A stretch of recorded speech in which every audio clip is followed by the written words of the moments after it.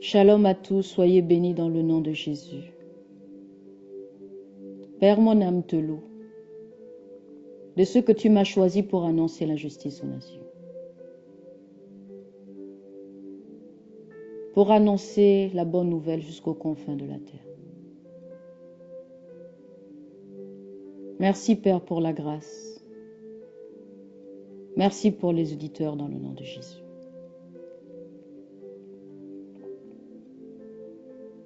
Bien-aimé, le thème de ce matin, la grande tribulation. Nous allons ouvrir la parole de Dieu dans le livre de Matthieu, au chapitre 24, verset 21. Je lis la parole de Dieu dans le nom de Jésus. Car alors, la détresse sera si grande qu'il n'y en a point eu de pareil depuis le commencement du monde jusqu'à présent, et qu'il n'y en aurait jamais. Que Dieu bénisse sa parole. Dès Matthieu 24 au verset 15, Jésus parle des signes particuliers qui apparaîtront durant la grande tribulation. Apocalypse 7, verset 24. La grande détresse dont il est parlé dans Matthieu 24 au verset 21. En grec, l'expression est la même. Ces signes indiqueront que la fin des temps est proche. Matthieu 24, versets 15 à 19. Ils précéderont le moment du retour de Christ sur terre, après la tribulation. Matthieu 24, versets 30 à 31. Apocalypse 19, verset 11. Apocalypse chapitre 20, verset 4. L'abomination de la désolation sera le signe essentiel, c'est-à-dire un événement spécifique que tout le monde pourra observer et qui informera les fidèles vivants au moment de la tribulation que la venue de Christ sur terre, au terme de cette période, est proche. Ce signe événementiel visible fait d'abord référence à la future profanation du temple juif de Jérusalem par l'Antéchrist. Daniel 9, verset 27, Jean 11, verset 1 Jean 2, verset 18.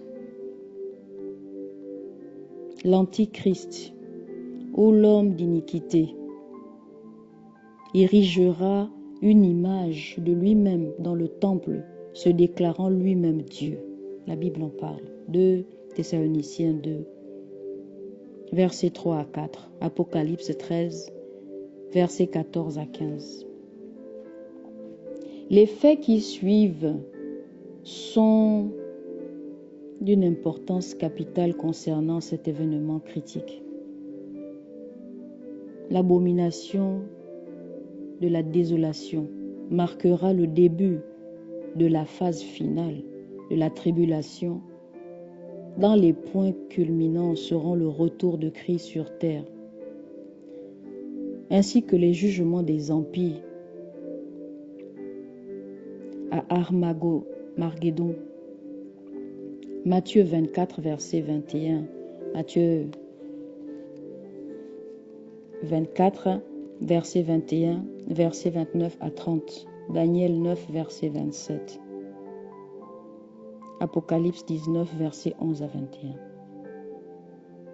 En prenant note de l'époque à laquelle ces événements auront lieu, quand vous verrez Matthieu 24 au verset 15, je veux le dire comme ça. Les saints qui vivront à l'époque de la tribulation pourront savoir avec certitude à quel moment se terminera la tribulation et à quel moment Christ viendra régner sur terre. Oui, bien-aimé. Matthieu 24, verset 33. L'intervalle de temps entre ces événements et la fin des temps est mentionné à 4 reprises dans l'Écriture. Il sera de 3 ans et demi. Oui. Ou 1260 jours. Oui. Daniel 9, versets 24 à 27. Apocalypse 12, versets 1er à 2. Apocalypse 12, verset 6. Apocalypse 13, versets 5 à 7. Daniel 9, versets 24 à 27. Parce que la venue de Christ est tant attendue, les fidèles doivent prendre garde à toute déclaration attestant que Christ est déjà revenu. Cela est faux, bien-aimés. Oui, l'avènement du Fils de l'homme après la tribulation sera un événement que personne ne pourra ignorer. Il est le roi des rois. L'apparition de faux prophètes qui, comme ministres de Satan, feront de grands prodiges et des miracles, Matthieu 24, 24, constituera un autre signe de la fin des temps.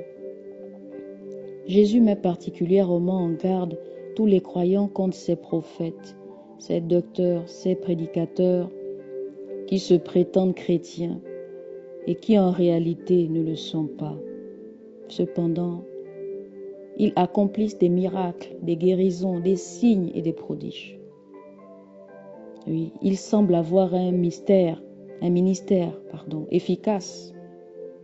En même temps, ces faux prophètes déforment et rejettent la vérité de la parole de Dieu. Matthieu 7, verset 22, Galates, chapitre 1er, verset 9. Oui, ailleurs, les Écritures encouragent les croyants à toujours éprouver l'esprit qui anime tous les enseignants, les dirigeants, les prédicateurs. Saint-Esprit, enseigne-nous. 1 Jean 4, verset 1. Dieu permet la tromperie ainsi que la réalisation des miracles qui l'accompagnent, de manière à éprouver les croyants dans leur amour pour lui et dans leur loyauté envers la vérité de la parole. Oui. Deutéronome 13, verset 3. Vous savez, cette période de séduction ne sera pas facile. En effet, dans Matthieu 24, verset 24, Jésus affirme que durant les derniers jours, les tromperies religieuses seront monnaie courante, que même les élus, les chrétiens consacrés auront du mal à faire la différence. Oui, bien-aimés, entre la vérité et l'erreur. 1 Timothée 4, verset 16. Jacques chapitre 1er, verset 21. Ceux qui, parmi le peuple de Dieu, n'aiment pas la vérité seront séduits. Je vous assure, bien-aimés. Je réitère, ceux qui, parmi le peuple de Dieu, n'aiment pas la vérité seront séduits, bien-aimés. Il ne sera donné aucune autre occasion de recevoir la vérité de l'Évangile après la venue de l'Antéchrist. 2 Thessaloniciens 2, verset 11. Oui. La grande tribulation, enfin la grande tribulation, serait une période spécifique de souffrance terrible et de détresse pour tous les peuples du monde. Bien-aimés, écoutez, remarquez ceci. Elle touchera le monde entier. Quelle que soit la couleur de ta peau, la grande tribulation te touchera. Apocalypse 3, verset 10. Ce sera la pire période d'affliction et de détresse jamais survenu dans l'histoire de l'humanité. Daniel 12, verset 1er, Matthieu 24, verset 21. Ce sera une époque terrible de souffrance pour les Juifs. Jérémie 30, verset 5 à 7. Cette période sera dominée par l'homme d'iniquité, l'Antichrist, Église. Daniel 9, verset 27. Apocalypse 13, verset 12. Oui, selon la promesse qui leur a été faite, les fidèles des églises de Christ échapperont à la tribulation parce qu'ils seront enlevés. Oui, nous serons enlevés. 1 Thessaloniciens 5, versets 8 à 10. Apocalypse 3, verset 10. Pendant cette période, des Juifs et des gentils qui auront cru en Jésus-Christ seront sauvés. Deutéronome 4, versets 30 à 31. Osée 5, verset 15. Apocalypse 7, versets 9 à 17. Apocalypse 14, versets 6 à 7. Tous ceux qui seront restés fidèles à Dieu passeront par des moments de grande souffrance et subiront une persécution terrible. Apocalypse 12, 17. Apocalypse 13, verset 15. Durant cette période, Dieu déversera sa colère et son jugement sur les impies. Oui, bien-aimés. 1 Thessaloniciens 5, verset 1er à 11, Apocalypse 6, verset 16 à 17. Lorsque Jésus déclare que ces jours seront abrégés dans Matthieu 24, verset 22, cela ne veut pas dire que la période des 3 ans et demi ou des 1260 jours qui a été énoncée sera écourtée. Au contraire, Jésus semble vouloir dire que cette période est si atroce que si elle n'était pas limitée dans le temps, alors toute la race humaine sera détruite. La grande tribulation prendra fin avant le retour de Jésus-Christ, qui apparaîtra dans toute sa gloire, accompagné de son épouse, l'Église que nous sommes. Apocalypse 19, versets 7 à 8. Apocalypse chapitre 14. Verset 14 aussi, pardon. Il apportera la délivrance aux fidèles, Jésus-Christ, le roi. Oui, quant aux méchants, ils seront jugés et détruits. Ézéchiel 20, versets 34 à 38. Matthieu 24, versets 29 à 31.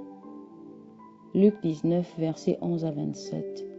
Apocalypse 19, versets 11 à 21.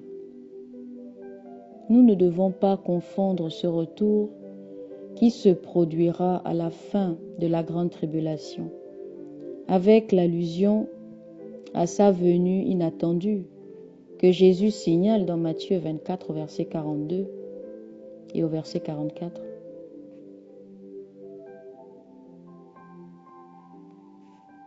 Oui. Ces versets correspondent à la venue qui implique l'enlèvement des croyants qui se produira avant le retour final de Jésus, à la fin de la grande tribulation. Oui, bien-aimés. La première étape, l'enlèvement. Nous pouvons être enlevés à tout moment. Le passage qui s'étend le plus sur les 7 années de la tribulation se trouve dans Apocalypse 6, verset 18. Nous devons garder nos vêtements blancs, nous devons veiller et prier, nous devons nous sanctifier en permanence, chercher la vie de Dieu, la face de Dieu. Nous devons l'adorer, le louer. Oui, marcher dans une vie de sanctification. Parce qu'à tout moment, nous devrons être enlevés. Oui, Église. Que Dieu bénisse sa parole. Que le Seigneur t'épargne la grande tribulation, toi qui m'entends ce matin. Que le Seigneur t'épargne la grande tribulation. Au nom de Jésus.